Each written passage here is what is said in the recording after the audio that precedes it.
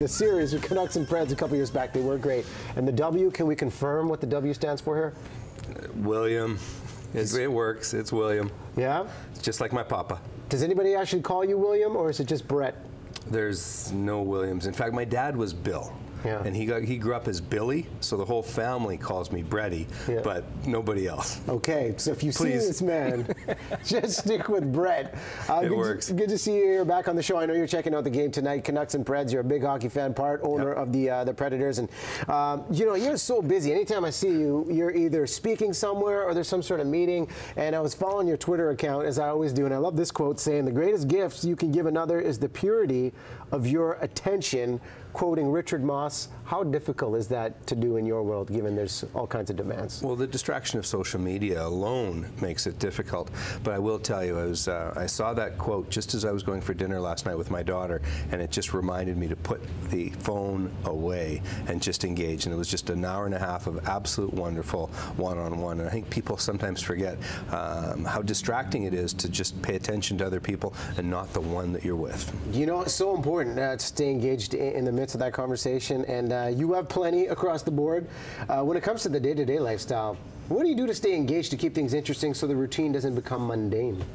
Well, I joke about the fact that I work all weekend and I work most evenings, but that allows me to take Monday to Friday daytime off and do whatever I want. So I do travel. I'm on the road about half my life. You know, Regina last week, Vancouver this week, Palm Desert next week, and blah, blah, blah. It just continues.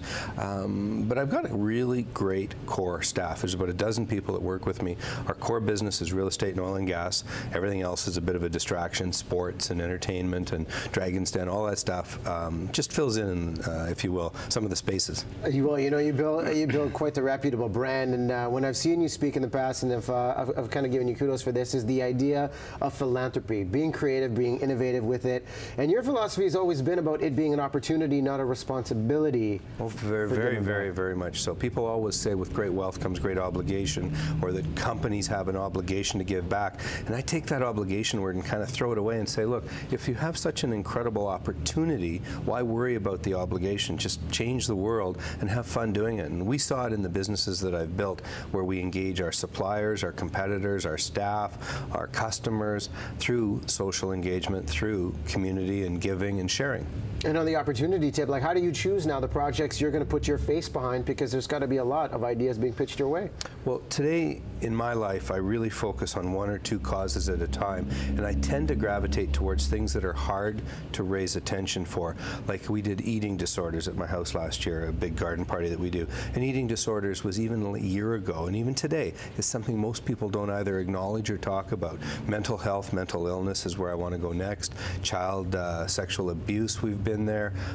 Just causes that are a little bit off the radar screen, and not to make light of it, but some of the cancers are really well followed. Children's hospitals, again, I love the causes. I'm honorary co-chair of the Saskatchewan Children's Hospital, but I won't lift a finger for the children's hospitals, because those are the ones that are getting enough attention. Not that they don't deserve what they're getting, but I look for the things that are a little harder. Many organizations under your belt that you're championing. Many questions came through via social media. I saw a ton last night. If we could come through some of these, let's go to Eltons Question on Twitter. Do you have to be good in business school to be a good entrepreneur? How did you fare, and what was your GPA? Oh, geez. Well, coming out of high school, I did well, for sure. So I was able to go probably anywhere that I'd wanted to in terms of Canadian universities. Finishing engineering, I barely graduated. Had to go back and write Reinforced Concrete Part 2. In fact, it took 2 tries. And I still think Reinforced Concrete Part 2 should be an optional class. It shouldn't be required. But anyway, and by the way, 25 years later, my daughter emails me. She's studying engineering. She says, Dad, it looks like I got your Reinforced Concrete genes. The one class, she got an honors engineering degree, had to rewrite her concrete class. Anyway, so it's all to say that maybe I was a C student, but there's a standing line that the C students hire the B students to keep the A students working. And so it's about the entrepreneur. And the most important thing when he's asking about is to make sure that you plant a seed of entrepreneurship. It's not about where you rank academically. I'm far more interested, when I look at a resume, I'm interested in looking at the package, not just one isolated part. They got to be smart, but smart doesn't mean academically brilliant. Having some sort of balance. Great insight on that. Let's jump to Laurie's question, or let's see which one we have coming up, because we have a bunch. We can handle them all. There's Laurie's. Okay, what's the least expensive way to get published? I know you've had many books out there. Ooh. Do you go for the traditional way or the ebook way to get the message across? You know, I don't have any experience in that area. Penguin came to me and said, "Look, you're the last dragon not to have a book. Why don't we do a book?" Yeah. And so out we came. I do know that self-publishing is can be done very inexpensively. The challenge is marketing, and so there's still a cost to market unless it goes viral in some way, shape, or form. And again, with social media, you never know. Okay. So, Jessica Oman, last question here. Some people think business plans are essential. Others say they're useless. Which side of the fence are you on with this? I happen to think a 60-page business plan is interesting, but I want the one-page summary if you're going to pitch me, because if you can't take those 60 pages and synthesize it into one interesting page, you're not going to be able to run the business. So I think the process of putting a business plan together is invaluable, but don't ever believe that it's the answer. It's just a guideline.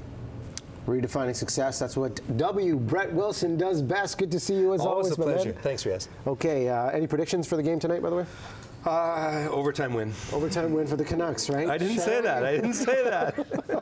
On the fence, playing it safe all around. Always great to have you. Hey, your good friend Don Chubay as well, standing by in the live. Where is that girl? Oh, wait. Why wasn't she here? She's busy in the live. Okay, hold on. We're going to Michelle right now. Okay. Oh, womp womp. Also a good friend.